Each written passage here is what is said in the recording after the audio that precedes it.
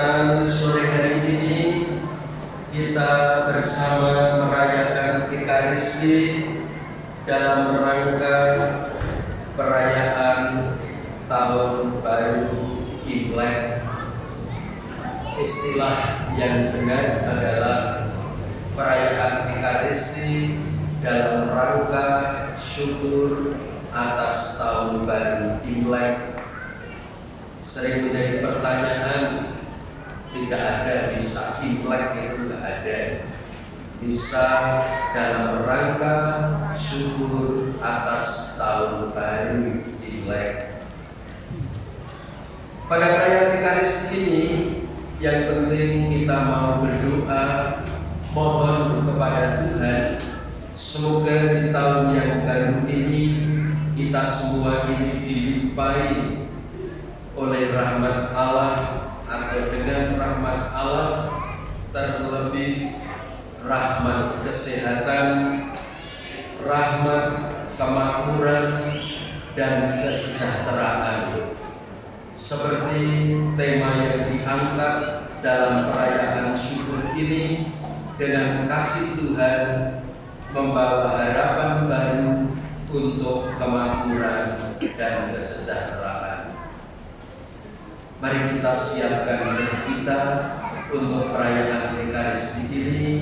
Di hadapan Allah, kita semua menyadari akan kekurangan, kelemahan, dosa-dosa kita, terlebih tindakan kita yang menentang kasih Allah, terlebih untuk tahun-tahun yang lalu. Dengan rendah hati kita menyatakan sesal dan tobat kita, dan dengan rendah hati mohon rahmat, belas kasih, serta pengampunannya. Saya mengaku kepada Allah yang Maha Kuasa dan kepada saudara sekalian bahwa saya telah berdosa dengan pikiran dan perkataan, dengan perbuatan dan kelalaian. Saya berdosa, saya sungguh berdosa. Oleh sebab itu saya mohon kepada Santa Perawan Maria, kepada para malaikat dan orang kudus, dan kepada saudara sekalian, supaya mendoakan saya pada Allah Tuhan kita. Allah yang Maha Kuasa mengasihi kita, mengampuni dosa kita, dan mengantar kita semua ke hidup yang kekal. Amin.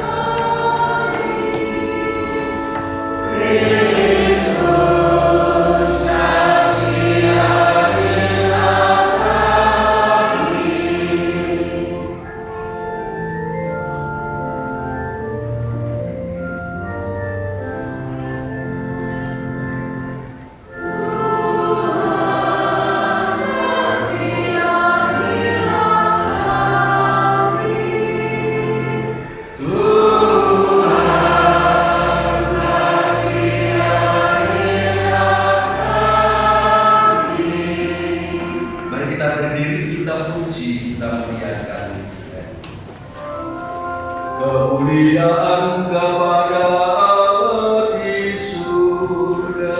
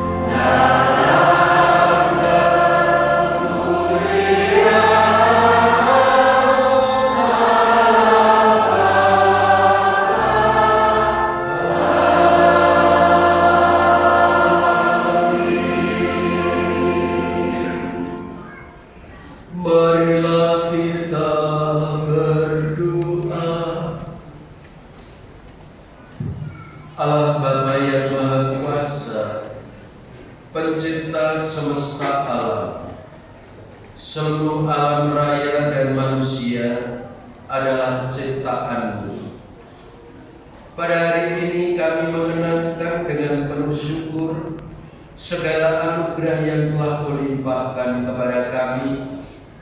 Semoga tahun baru Imlek ini yang menjadi bukti kasih-Mu menjadi tahun syukur yang penuh berkat kepada kami. Tumbuhkanlah senantiasa dalam hati kami iman, harapan, dan kasih. Doa ini kami sampaikan kepadamu dengan pengantaran Kristus Putra-Mu, Tuhan kami, yang bersama Dikau dalam persatuan Roh Kudus, hidup dan berkuasa kini dan sepanjang segala masa. Amin.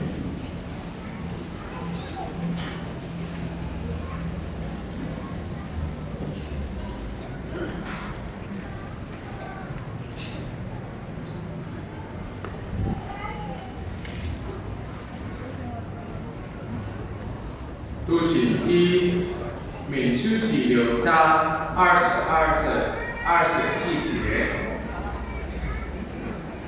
Pembacaan diambil dari kitab Bilangan. 主孝与摩西说：“你告诉亚伦和大儿子说，你们要这样为以色列人祝福说。” 愿主赐福给你，保护你。Sekali peristiwa, Tuhan berfirman kepada Musa, berbicaralah kepada Harun dan anak-anaknya. Beginilah kamu harus memberkati orang Israel. Katakanlah kepada mereka, Tuhan memberkati dan melindungi engkau. 愿巨石大的脸光照你，赐恩给你；愿巨向你仰脸，赐你平安。Tuhan menyinari engkau dengan wajahnya dan memberi engkau kasih karunia. Tuhan menghadapkan wajahnya kepadamu dan memberi engkau damai sejahtera. 他们要如此奉我的名为以色列人祝福，我也要赐福给他们。Demikianlah mereka harus meletakkan namaku atas orang Israel, maka aku akan memberkati mereka. 主如此说，demikianlah sabda Tuhan.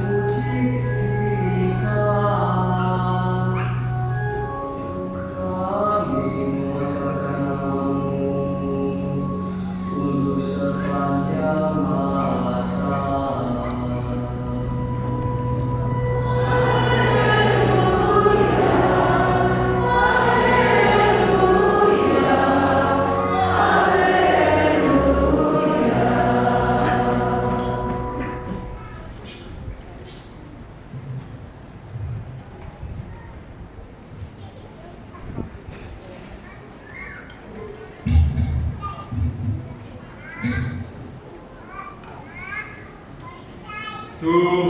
bersamamu.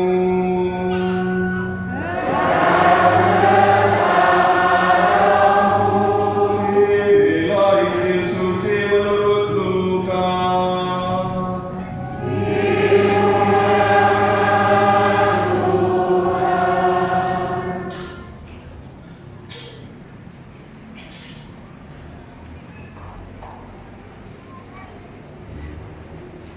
Sekali peristiwa Yesus datang ke Nazaret, tempat ia dibesarkan, dan menurut kebiasaannya, pada hari Sabat ia masuk ke dalam rumah ibadat, lalu berdiri hendak membaca dari kitab suci.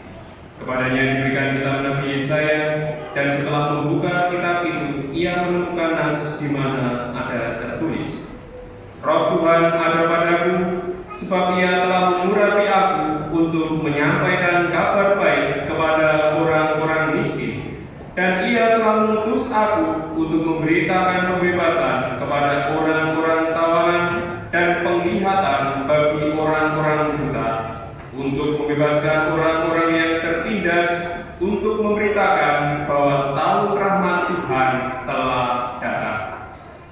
Kemudian Yesus untuk kitab itu, memberikannya kembali kepada pejabat, lalu duduk. Dan mata semua orang dalam rumah ibadat itu tertuju kepadanya. Lalu Yesus mulai mengajar mereka, katanya, pada hari ini digenapilah nas kitab suci ketika kamu mendengarnya. Demikianlah sabda Tuhan.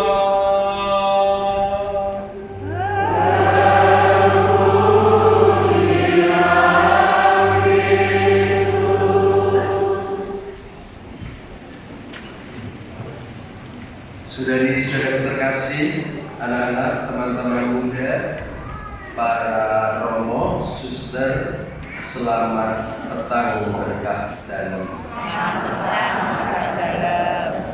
Saya itu sudah mencoba beberapa hari ini latihan bersama dari untuk memilih kali ini, tapi tetap tidak bisa. Maka ya sudahlah, pakai bahasa Indonesia saja. Saudara-saudara terkasih,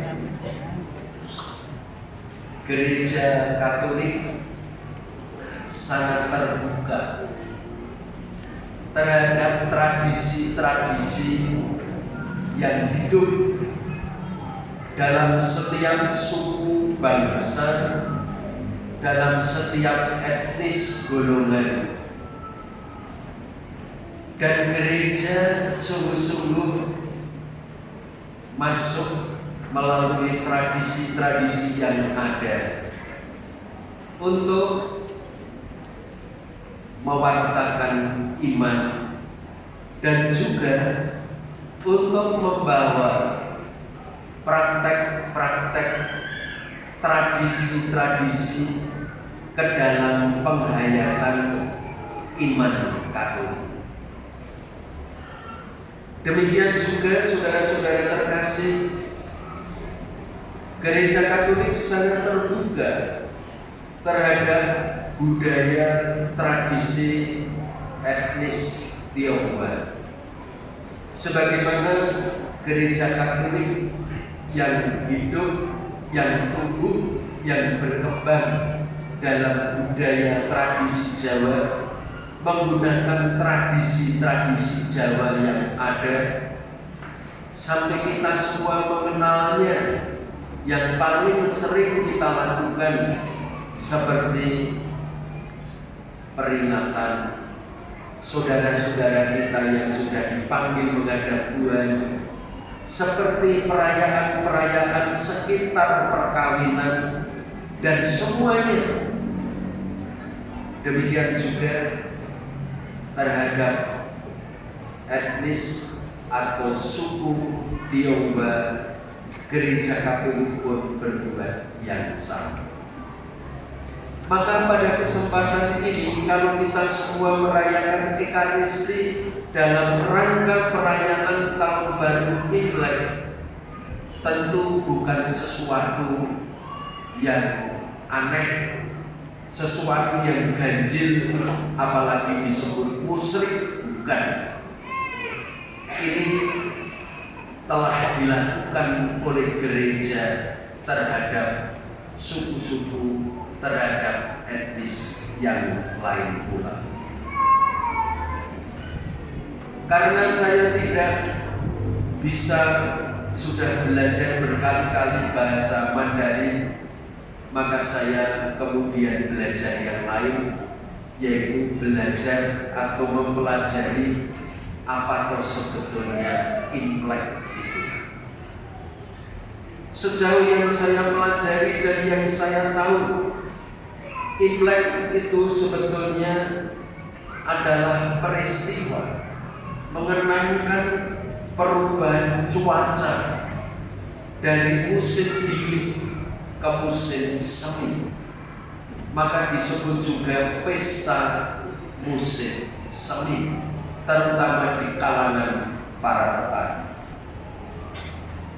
Dari bahasanya sendiri, itu berarti bulan. Lalu lek atau bagaimana mengucapkannya saya kurang tahu, itu adalah penanggalan atau kalender. Maka artinya adalah kalender bulan, adalah tahun yang didasarkan pada kalender bulan. Dalam bahasa Mandarin disebut Yinli. Di Indonesia ini mengalami perkembangan perayaan Imlek yang tentu Bapak Ibu semua, saudara-saudara telah ingat atau mengenalnya. Instruksi Presiden tahun 1967 nomor 14 melarang perayaan Imlek untuk dilakukan, untuk dilaksanakan. Maka terjadi tahun 1968 sampai 1999 perayaan Imlek dilarang. Dan itu terjadi pada zaman pemerintah Soeharto menjadi presiden. Kemudian keputusan Presiden nomor 19 tahun 2001, yaitu nomor 19, mencabut larangan merayakan Imlek. Dan itu terjadi pada zaman pemerintahan Presiden Abdurrahman Wahid. Waktu itu masih menjadi perayaan fakultatif. Dan mulai tahun 2022, maka kemudian perayaan Imlek dinyatakan sebagai hari libur resmi. Dan itu terjadi pada zaman pemerintahan Presiden Ibu Megawati. Saya berharap dengan mengikuti perkembangan sejarah perayaan Imlek, kita semua bersyukur, apalagi kita masyarakat Surakarta, kota Surakarta, Solo ini, yang selalu diberi kesempatan untuk merayakan Imlek dengan leluasa, sehingga kota Surakarta ini begitu dikenal setiap kali perayaan Imlek.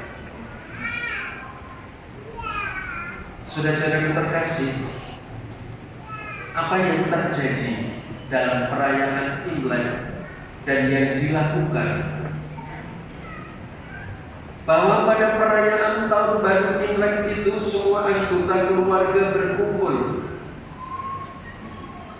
dan kemudian mengadakan jamuan makan bersama seluruh anggota keluarga, sebagai wujud sukacita, wujud syukur untuk menyambut tahun yang baru. Suatu tradisi yang sangat bagus, suatu tradisi yang Gereja Katolik pun menghidupinya, suatu tradisi yang Gereja Katolik pun juga mempunyainya. Dan saudara-saudara terkasih, pada jamuan makan itu yang dihidangkan menurut catatan sejarah adalah jiausi. Saya nggak tahu makanan jenis apa ya, geblek atau gedung, saya nggak tahu. Tapi menurut keterangan, makanan yang bernama jiausi ini adalah makanan yang dikonsumsi oleh segala kalangan. Orang yang berduit, orang yang tak berduit, orang yang berkedudukan tinggi ataupun berkedudukan menurut dunia dipandang rendah. Bahwa ini menunjukkan perayaan bersama yang tidak mengenal tingkatan, yang semua lapisan bisa memakannya. Dan hidangan yang kedua adalah ikan. Itu adalah simbol kemurahan rezeki, kelebihan rezeki, adalah simbol dari makanan yang sungguh-sungguh memberikan banyak manfaat. Saya nggak tahu apakah kemarin yang merayakan Imlek juga menghidangkan seperti yang saya sebut. Kemudian juga pada jamuan itu disediakan arak. Mungkin yang tidak punya arak jadi berwenang. Apa maknanya dari minuman ini? Arak itu adalah minuman untuk kesehatan sebetulnya, tapi mungkin kemudian untuk minum berlebihan. Itu adalah minuman supaya panjang usia, panjang umur. Maka dari hidangan pada perayaan Imlek itu sangat luar biasa yang mau disampaikan, dimaknai, disimbolkan bahwa dalam perayaan makan bersama itu mau dihayati persaudaraan, bahwa dalam makan bersama itu ada harapan besar, kemakmuran, murah rezeki, bahwa pada jamuan makan itu semua sama, bahwa dalam perjamuan makan dari apa yang dimakannya itu mereka memiliki kesehatan panjang usia. Apalagi ketika kemudian ternyata dari hari pertama, kedua, ketiga itu ada acara-acara yang khas dilakukan. Pada hari pertama dikatakan bahwa rumah itu terang benderang sampai pergantian tahun. Dibiarkan rumah menjadi terang benderang. Selain untuk mengusir kekuatan jahat, kesialan, ternyata juga mau menyimpulkan bahwa di tahun yang baru pun diberi kehidupan yang baru, diberi terang yang baru, diberi pula bimbingan terang untuk menjalani kehidupan baru. Dan saudara-saudara, pada hari pertama itu pula orang berbagi angpau sebagai pula syukur atas kelimpahan berkat Allah yang semua itu dibagikan sebagai wujud syukur, namun juga iman akan Allah yang selalu memberikan berkat yang melimpah. Pada hari yang kedua, katanya ada tradisi mengunjungi kerabat Di situ dihidangkan makan jeruk, permen, kue. Tadi ada jeruk enggak, saya enggak tahu. Ada permen enggak, saya juga enggak tahu. Tetapi dari apa yang dilambangkan itu, permen itu rasanya manis. Mau menampakkan bahwa hidup di tahun yang baru itu sungguh dipenuhi dengan hal-hal yang manis, dengan hal-hal yang baik, kehidupan menjadi lebih baik. Jeruk itu kulitnya kuning kecuali yang busuk. Saudara, lambang dari kejayaan, lambang dari kemakmuran, selain kehidupan yang baik, kehidupan yang indah, kehidupan yang manis, juga diberi kemakmuran, kejayaan, kemuliaan, dan seterusnya. Di hari yang ketiga ada tradisi membersihkan rumah. Saya tahu sudah membersihkan rumah atau belum. Menjadi ungkapan bahwa di tahun yang baru pula sungguh semua dijalani dengan hati, dengan kehidupan yang bersih pula, seperti lembaran baru untuk kehidupan yang baru di tahun yang baru. Rumah yang bersih bukan hanya menimbulkan itu, tetapi juga harus melakukan pembersihan dari segala kelakuan, dari sikap, perilaku, tanda-tanda yang tidak berguna. Dan saudara-saudara terkasih, pada hari yang keempat, maka katanya perempuan akan berkunjung ke rumah orang tua, akan memberikan bakti, akan memberikan hormat, dan seterusnya. Mau menyatakan pula doa restu orang tua dan mohon juga supaya kehidupannya itu terberkati. Seperti yang dikatakan dalam bacaan pertama, bagaimana Allah menghendaki supaya Harun pun juga memberkati sanak keluarga umat yang dipimpinnya. Pada hari yang kelima dipercaya turunnya para dewa untuk melakukan sidak atau inspeksi. Maka saya nggak tahu hari ini kalau mau dihitung hari kelima atau hari ke-6 ya, setelah tanggal 22. Bapak Ibu saudara-saudara terkasih, ini adalah saat untuk berdoa, adalah saat untuk memuji Allah, adalah saat untuk bersyukur kepada Tuhan. Seperti kita semua telah ketahui, tahun baru Imlek ini adalah siu kelinci, katanya kelinci air. Banyak yang meramalkan, silakan percaya atau tidak. Ini tahun yang akan membawa keberuntungan, akan membawa peluang, akan membawa pula rezeki. Semoga semua ini terjadi.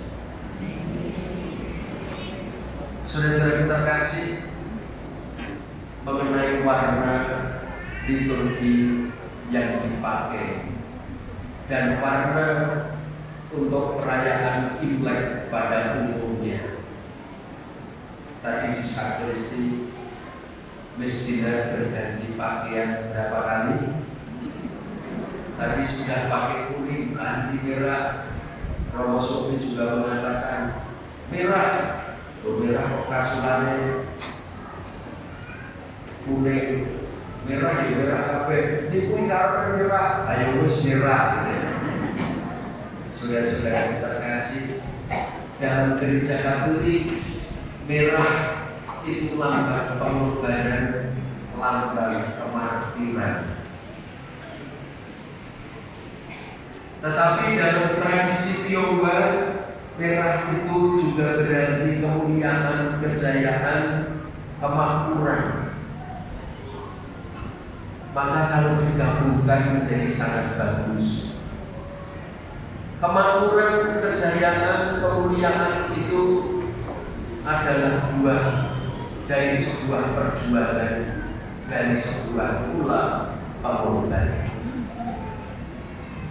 Maka saudara-saudara, kalau pada kesempatan ini kita merayakan Ekaristi, selain untuk mengucapkan syukur, kita mau mohon berkat Tuhan supaya kita dengan kasih Tuhan membawa harapan baru untuk kemakmuran dan kesejahteraan. Itu tentu tidak lepas dari usaha, dari perjuangan, namun juga nanti menjadi sebuah kesaksian bagi kita semua. Maka bacaan Injil saya pilih. Apa yang Tuhan kehendaki melalui Yesus Kristus, bahwa Ia datang untuk memberikan damai dan kesejahteraan yang disebut dengan tahun rahmat Tuhan.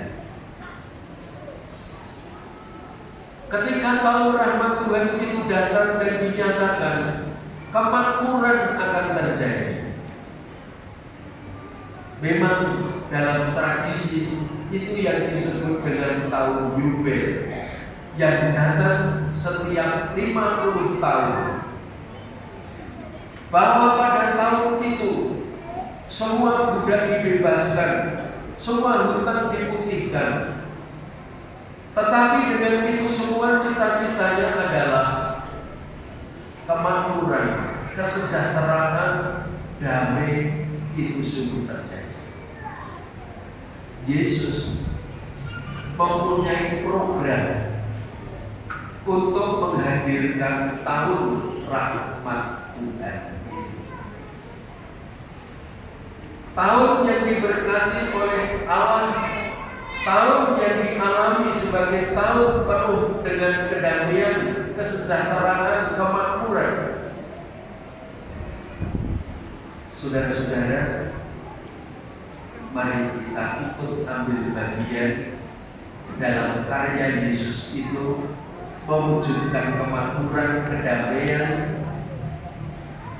dan semoga dengan perayaan Ekaristi seluruh usaha kita diberkati dan nanti kita semua mengalami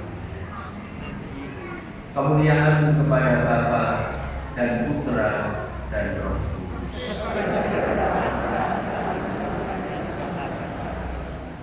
Saudara-saudara terkasih, mari sekarang kita bersama menyampaikan doa-doa kita. Namun sebelumnya mari kita nyatakan iman kita, dan dengan menyatakan iman ini kita memperbarui iman kita. Aku percaya akan Allah,